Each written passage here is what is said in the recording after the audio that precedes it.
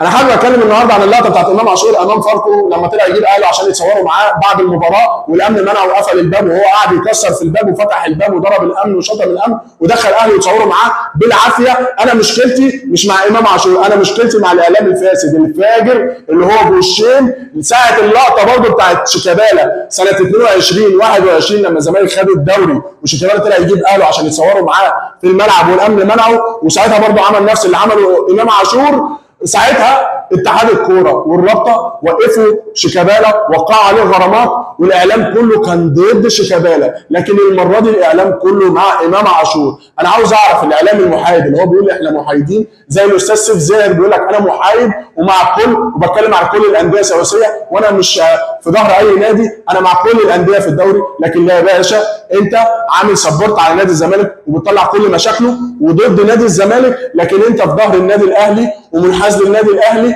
ايه اللي يثبت كلامي وكل الاهلاويه يردوا عليا اذا كان كلامي غلط؟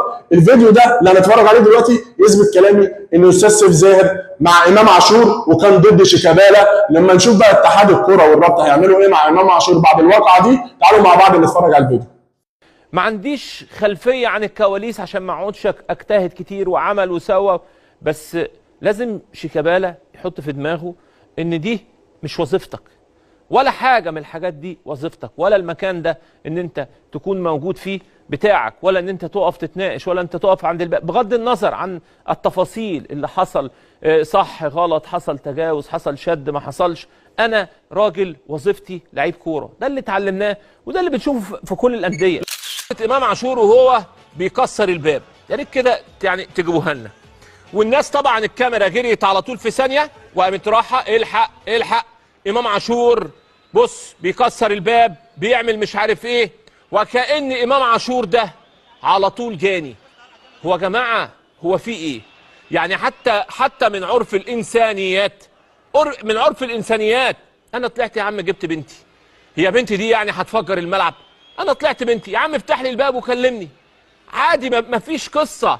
يعني كل مره في احتفال نقف على لقطه ونعمل منها قد كده ويبقى دايما المتهم هو اللاعب. لا، اللاعب هنا مش متهم، اللاعب هنا بريء.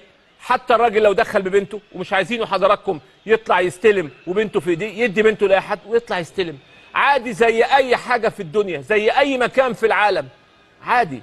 في امور انسانيه يا جماعه. بصراحه انا المره دي متعاطف تماما مع امام عاشور.